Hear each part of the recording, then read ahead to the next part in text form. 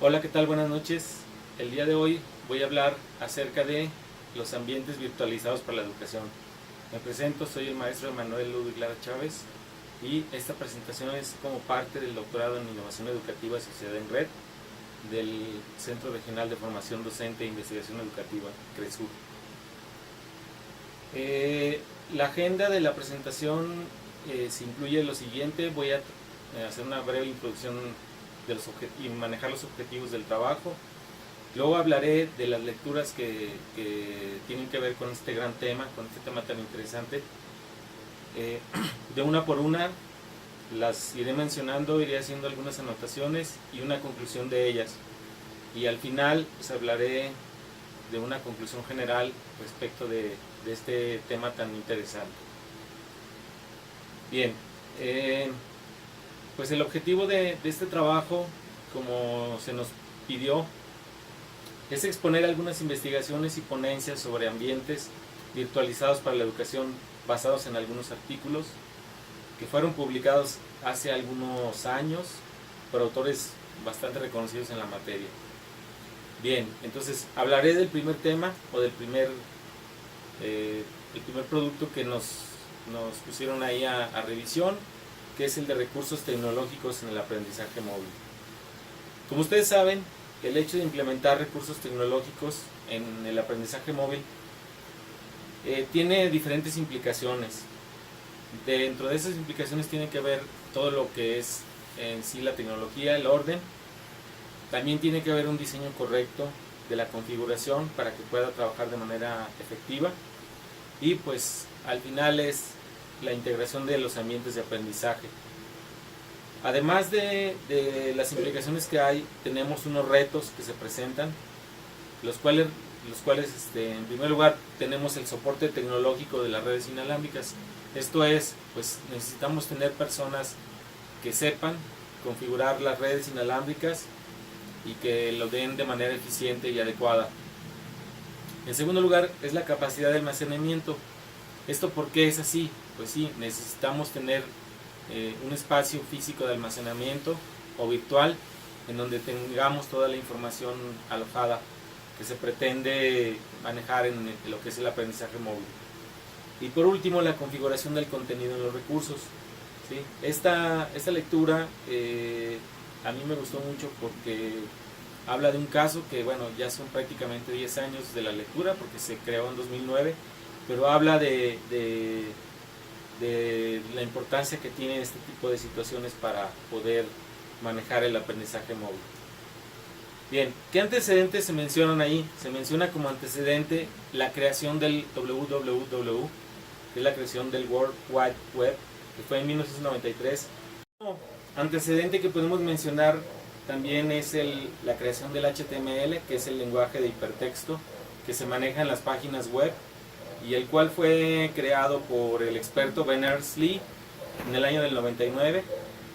Y pues también otro aspecto importantísimo fue la creación del Internet, que surgió de un proyecto de la defensa de los Estados Unidos denominado ARPANET. Y pues como ustedes saben, esta red ha revolucionado la manera de comunicación entre las personas y entre las instituciones, gobierno, empresas, etcétera. Bueno, otro tema que también se menciona ahí en la lectura es que hay distintos ambientes para desarrollar procesos de aprendizaje a través de la tecnología. Es decir, podemos trabajar ambientes multimodales, se pueden trabajar ambientes combinados o mixtos, ambientes digitales o ambientes de aprendizaje móvil, que es lo que estamos mencionando en esta lectura, donde se le da un mayor énfasis. ¿Qué significa todo esto?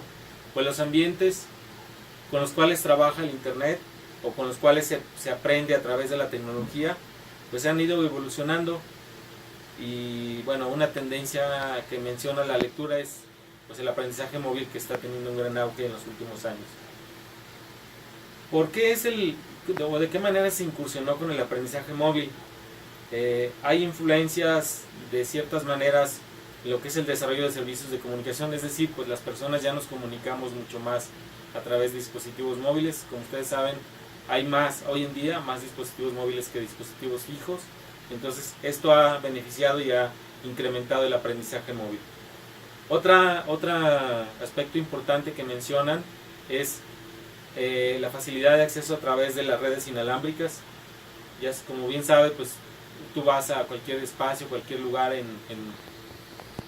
un restaurante, en la misma, se maneja lo que es el acceso a la red inalámbrica y pues el número de dispositivos móviles que existen hoy en día, que cada vez la gente tiene más. Y obviamente es la movilidad que deben de tener las personas, por lo que necesitan estar conectadas. Es decir, siempre hay necesidad de movernos a nuestros trabajos, a nuestras escuelas, y eso implica un aprendizaje. Bueno, la lectura habla acerca de algunas definiciones de diferentes personas. Por ejemplo, Miradi Pérez en 2003 y Quinn en 2000. Habla que el M-Learning, que es el concepto que estamos manejando, que es el aprendizaje móvil, es descendiente directo del e-learning, que es cuando el aprendizaje funciona mediante dispositivos móviles.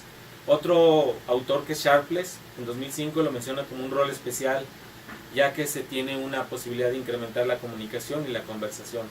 En el 2005 Salz habla que a través de una enseñanza que no está limitada a un solo ambiente, sino que se complementa y se enriquece con los estudiantes. Otros autores que son Lauris y Teclous en 2005 se define como una manera de apoyar el aprendizaje de un medio ambiente que tiene distintos elementos. Es decir que se conjugan diferentes elementos móviles para poder tener un aprendizaje efectivo. Y en el 2007 Quinn lo menciona como cualquier actividad que permite a las personas ser más productivas, ya que interactúan de cierta manera para intercambiar información a través de un medio móvil. Bueno, esas son las definiciones. Y el autor, o en este caso también habla que los dispositivos móviles son procesadores de memoria que tienen diferentes maneras de entrada y distintas formas de salida, como texto, gráficas, etc. Y bueno, habla que las laptops, los teléfonos celulares, reproductores de audio, los relojes inclusive, y las plataformas de juegos son ejemplos de recursos de dispositivo móvil. En cuanto a las conexiones inalámbricas, habla del Wide Area Network, que es una especie de red que se conecta a través nacional. La área local o Local Area Network, que es una conexión en el mismo espacio físico. Y habla también de la Metropolitan Area Network, que permite cubrir una región de un país, que puede ser un estado, por ejemplo. Y habla del Personal Area Network, que son las redes que se están generando hoy en día a través de dispositivos móviles conectados, por ejemplo, a través de Bluetooth. Otros autores como Traxler en 2005 menciona que la portabilidad de los dispositivos pueden llegar a ser potenciales para la posibilidad de conectarse, ¿sí? Y habla también la lectura a través de dos autores, que es Richardson en 2006 y Green, Brown y Robinson en 2008. Dicen que los recursos susceptibles que pueden integrarse a un aprendizaje móvil hablamos desde los blogs, los sistemas de administración, los wikis y los podcasts. Y Warshauser en 2003 dice que las innovaciones no son acompañadas de programas educativos, nada más sería como usar nuevos juguetes. Algunos casos de implementación práctica, la lectura habla específicamente del Tecnológico de Monterrey, que se abrió una maestría en aprendizaje móvil en 2008 y se enfoca mucho en comentar todos los beneficios que ha traído la implementación de estos recursos en el aprendizaje móvil. Y bueno, en general habla de otros autores del mismo Tecnológico de Monterrey que han hecho algunos estudios a través del tiempo. No me voy a detener mucho porque son varios. Ya a manera de conclusión, habla de los retos que son la implementación de esta tecnología en aprendizaje móvil, como pueden ser los costos, la infraestructura, los tiempos, la manera de implementarse. En algunas ocasiones hay incertidumbre para la implementación y la integración de ambientes de aprendizaje. Y por último, la capacidad de almacenamiento, que los dispositivos móviles, hoy en día ya tienen mucho más capacidad que hace 10 años, entonces eso va salvándose poco a poco. Bien, la segunda lectura es la educación en la nube. Es una lectura bastante interesante que dice que bueno, se escribió por Sara Marlene Torres Sánchez en 2013 y habla de los retos que se presentan en los docentes de educación media superior. Y bueno, como ustedes saben, la nube se le atribuye a John McCarthy hace algunos años, y hablaba de que la nube es para representar, en aquel entonces representaba la internet, pero bueno, como ustedes saben, ahorita ya el manejo de la nube es hacer uso de internet para poder almacenar archivos. Y bueno, ¿qué pasa con el docente? El docente utiliza la nube para hacer un cambio sustancial, porque en ocasiones pues no se cuenta con la infraestructura. Habla de algunas cifras en México. En el 2012, a través de la AMPCI, se hizo un estudio y habla que más de 40 millones de personas se conectan a internet, de los cuales el 64% son jóvenes de 12 a 34 años, y que el tiempo promedio en aquel entonces era de 4 horas y 9 minutos. Entonces, como se puede ver, lo que es el acceso a la nube, al internet, pues se ha venido incrementando, y a través de accesos en laptops, smartphones y PCs. Y habla de que México ocupa el lugar 15 en el ranking mundial de la puntuación global del acceso a la nube. Bueno, ¿qué se menciona también en la lectura? Habla Cárdenas, en 2010 realizó una investigación en varias dependencias educativas y concluyó que todos los docentes en educación media cuentan con correo electrónico o internet en casa. Y se habla que en la nube, el autor Infante en 2013 mencionó que la nube significa trabajar en un solo archivo, guardarlo en la nube y donde quiera que nos podemos conectar para poderlo accesar o modificar o eliminar. Habla también que estás teniendo un auge el cloud computing, que es el manejo de la nube, y está dando una relevancia últimamente, y que los docentes lo utilizan en blogs educativos, en correo electrónico, YouTube, etc. Hay diferentes, bueno, en la lectura se mencionan diferentes tipos de nube, no me voy a tener mucho, pero habla de la nube pedagógica, donde se pueden manejar aspectos como Moodle o Dropbox, etc. Habla de la nube social, ética y legal, que es donde la gente se enfrenta y conversa a través de cuestiones legales y éticas. La de gestión escolar, que es para apoyar tareas administrativas, y la última de desarrollo profesional para generar espacios de comunicación y convivencia. Bueno, a manera de conclusión se dice que el concepto de la nube ha ido cambiando la forma de trabajar. Como ustedes saben, pues la nube implica el que la información esté ahí y que se pueda accesar desde cualquier espacio. Entonces creo que es un recurso importante a desarrollar y a utilizar en la educación. Bien, el otro aspecto es el ambiente virtual de aprendizaje, que es una lectura que me gustó muchísimo, donde habla el autor, que es, bueno, los autores, que es Patricia Mendoza y Álvaro Galaviz, en el 99 hablaban de los ambientes virtuales de aprendizaje y proponían un esquema en donde había 5 etapas para la implementación de un ambiente virtual en algún ambiente educativo, sobre todo en la parte de un ambiente educativo en línea. Y hablaba de un aspecto de un análisis, un diseño, un desarrollo, una evaluación y lo que era la administración de esto. Entonces, bueno, ahí habla de que se tiene que dividir el ambiente virtual para poderlo crear. Bueno, dividir en cuanto a las personas que van a trabajar en él.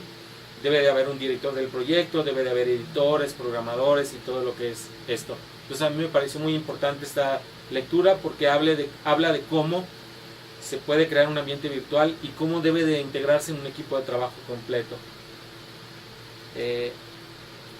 Bueno, ¿qué limitaciones hay para esto? A veces hay problemas con la señal física, no hay un entrenamiento adecuado, hay algunos problemas de sincronía y algunos problemas de los moderadores.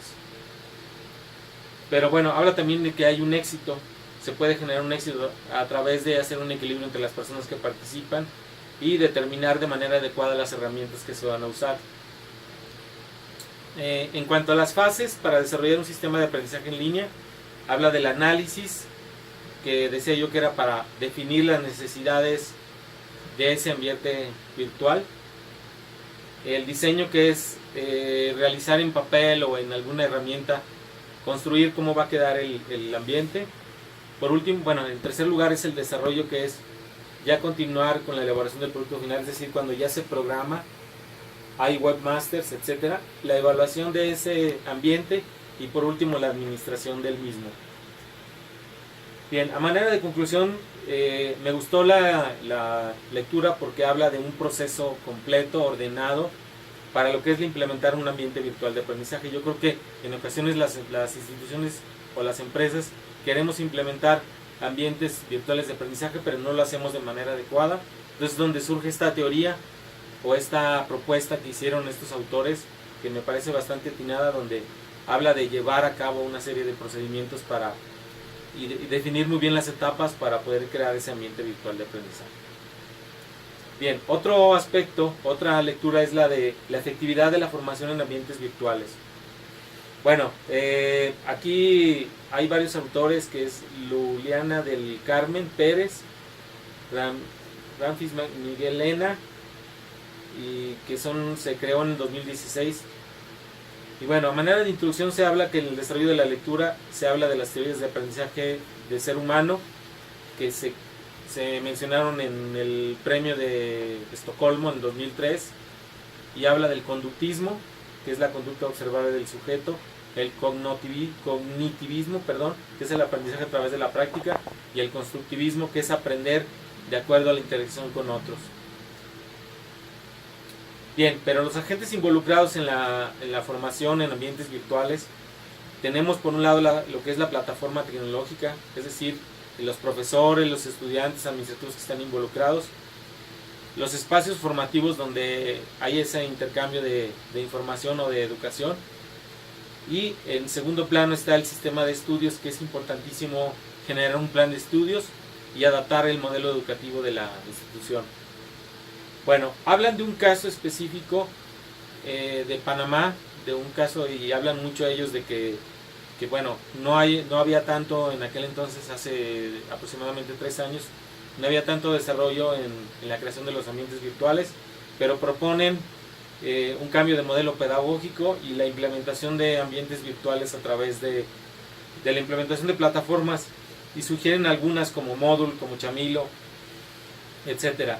Y hablan estudios superiores como Hablanet y WebCT. A manera de conclusión, los autores de la lectura sugieren que los ambientes virtuales de aprendizaje deben de ser implementados en cursos, o pueden ser implementados más bien en cursos de maestría y doctorado, ya que los participantes pues tienen un nivel de profesional y de autogestión, que es lo que se maneja mucho en los ambientes virtuales. Es decir, las personas ya pueden tener un poco más de tiempo para poder administrar sus esfuerzos. La siguiente lectura habla de los entornos virtuales de aprendizaje en la escuela. Y habla de que un entorno virtual debe ser un espacio alojado en la web, y que se maneja a través de un conjunto de herramientas informáticas. Tiene 4 características básicas, que es un ambiente electrónico, debe estar hospedado en la red, las aplicaciones o programas informáticos, y la relación didáctica se produce por medio de tecnologías digitales. Esta lectura fue propuesta por María Isabel Salinas, y les decía, ya como manera de enfoque, habla de los tipos de entornos virtuales de aprendizaje que se pueden manejar en la escuela, que son la plataforma de e-learning, que son los blogs, los wikis y las redes sociales. ¿Cómo podemos seleccionar esos entornos virtuales? Habla la lectura, que eso depende de ciertos factores, es decir, se tiene que enfocar en la parte institucional, la coherencia con la visión de la institución, los didácticos, que es decir, de qué manera están manejados a través del modelo de enseñanza-aprendizaje, los tecnológicos, qué tan usable es la interfaz, y los personales, que son los proyectos individuales. Y bueno, habla de 3 razones importantes de por qué enseñar los entornos virtuales. Dice que el primero, que es adaptar la enseñanza al contexto sociocultural. Es decir, hoy en día pues todo se maneja a través de tecnología, y habla de que eso es más fácil de implementar en las escuelas. Luego, otro aspecto que menciona es de contribuir a la alfabetización digital, que es indispensable en nuestra cultura del siglo XXI. Y el último es promover innovaciones curriculares, es decir, generar un cambio planeado en los nuevos planes de estudio. Okay. ¿Qué rol del docente? El docente pues juega un papel muy importante en la generación de un entorno virtual en una escuela. Y es el rol del docente cambia un poco y ahora maneja lo que es el facilitar el aprendizaje, diseñar situaciones para que los alumnos aprendan, orientar las actividades y obviamente definir esas actividades virtuales. ¿Cómo enseñar en un entorno virtual? Se puede de diferentes maneras, generar debates, discutir, resolución de problemas, estudio de caso, etc. Hay varias maneras de enseñar en un entorno virtual. Pero ¿por dónde podemos empezar? ¿Sí? Hay que perderle el miedo. Como maestros hay que proponer, hay que enfrentarnos, hay que actuar y creer que somos capaces de utilizarlo con éxito. Y para las situaciones didácticas pues hay que seleccionar bien el contenido que vamos a implementar. Se debe planear o plantear una metodología activa y se deben de elegir las herramientas adecuadas para implementar estas herramientas. Obviamente es trabajar en equipo y no renunciar a los éxitos. Es decir, cada vez que tengamos un éxito lo vamos a retomar y vamos a decir que todo está bien. Bueno, a manera de conclusión, yo coincido bastante en la lectura, ya que es algo obligado en nuestros días el implementar entornos virtuales de aprendizaje en las escuelas. Yo creo que no nos podemos quedar atrás. Estamos en el siglo XXI y esto sigue avanzando. Bueno, la sexta lectura habla de una lectura que, bueno, se me hizo sencilla, corta, pero se me hizo algo representativa, y ellos proponen a través de, bueno, la docente que propuso es una persona en España, en Barcelona, que se apellida Hernando, que fue en el 2009, y habla a través de un estudio donde se trabajó con una evaluación del manejo de WhatsApp como una herramienta colaborativa virtual en situaciones de escuelas de educación física. Entonces ahí hacen un seguimiento de cuáles herramientas son útiles para poder manejar esa comunicación. Y bueno, saca algunas gráficas que, bueno, se me hizo como esa parte, el estudio se me hizo un poco más enfocado porque tenía algunas gráficas que muy sencillas, pero se me hicieron representativas. Por ejemplo, hablaba de la utilidad del grupo de WhatsApp porque generan un grupo de WhatsApp entre los docentes para tener una forma de colaborar entre ellos y proponer algunas estrategias para mejorar el trabajo docente. Y hablaban que tenía mucha utilidad. Y luego en otra gráfica que se notó por ahí, que el grupo de WhatsApp les ayudaba para tener una mejor organización y gestión en sus grupos. Y bueno, a pesar de que es una herramienta muy común hoy en día el WhatsApp, estas docentes o estas personas que hicieron la propuesta de esta lectura lo utilizaron sobre todo para una colaboración entre diferentes docentes y hacer que la gestión educativa se mejorara. Bueno, ya la penúltima lectura es la de innovación metodológica en la docencia universitaria. Esta fue propuesta por varios docentes, pero específicamente Mitzi Benítez Vega y Carola Herrera Bravo en 2013 generaron esa propuesta que se llama Innovación Metodológica en la Docencia Universitaria, y presenta un estudio realizado en 2 años sobre la implementación del acompañamiento tecnológico en una asignatura de introducción a Derecho. Eso me llama la atención, que estaban manejando en una carrera de Derecho. Y se sitúan en 3 ambientes de aprendizaje, hacen la diferenciación entre presencial, e-learning y B-learning.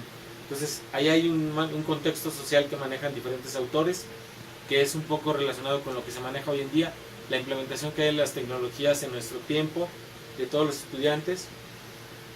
Luego hablan de la educación a distancia, de algunos autores, de cómo se maneja, que hay aulas remotas, que hay manejo de un contacto directo entre docentes y estudiantes para poder acceder a los materiales. Algunas consideraciones teóricas habla de la clase presencial, el ambiente virtual de enseñanza-aprendizaje y la metodología de investigación, que fue un estudio realizado cuantitativo de corte descriptivo longitudinal estructurado en diferentes fases. Bueno, la conclusión o a manera de cierre de esta lectura, se presentó una relación directa que hay entre la manera de manejar ahora una innovación metodológica, y hubo una mejora en lo que fueron las destrezas cognitivas o los procesos cognitivos, y que propició el mejoramiento del modelo tradicional hacia uno más interactivo y completo. Es decir, ya no se quedó en el modelo tradicional, sino se manejó un modelo más completo a través de la innovación metodológica. Bueno, la última lectura, que para mí fue la más complicada, que fue la articulación que hubo entre modelos, enfoques y sistemas en educación, pero a la vez se me hizo muy interesante cómo plantean ellos la articulación. Bueno, específicamente los autores Pablo Alexander Munever, José Alberto Rivera y Edilberto Peregrino en 2015 hicieron una propuesta, ¿no?, donde hablaron de la articulación que hay entre modelos, enfoques y sistemas en educación. Hablan de la incertidumbre en la educación y la virtualidad, que siempre hay esa duda de cuando yo implemento ese modelo pedagógico y lo inserto a través de un sistema mucho más vanguardista. Y también plantearon algún caso de Carrillo, 2004, que fue la relación que permite al individuo relacionar el concepto de Internet con datos comunes de los individuos. Y otro autor que propuso en 2005, que fue Beltrán, que dice que la cognición está implicada en las transformaciones, en los cambios en las experiencias. Bien, ¿qué enfoque se le dan a la educación en la virtualidad? Dice que la educación virtual es el enfoque tal cual, es decir, que ya al momento de utilizar una virtualidad en la educación, pues ya se está manejando un nuevo modelo, al menos yo lo entendí de esa manera, y algunos autores pues ya lo manejan como una necesidad de generar un impacto tecnológico, pero sobre todo evaluarlo en el día a día, todo lo que se hace. Bien, hablan de un modelo gráfico que plantearon ahí completo, que orienta el nuevo tipo de educación, donde se maneja diferentes aspectos, ya la implementación del arquetipo pedagógico y un manejo distinto de la... algo que también hablaron, que fue un modelo gráfico, que fue una hipótesis que se expresó a través de un triángulo donde se maneja que la articulación entre la ABA, la evaluación del aprendizaje y la estrategia de enseñanza está muy interrelacionada. Es decir, cuando yo implemento un nuevo modelo o un esquema más virtual, pues hay una relación directa.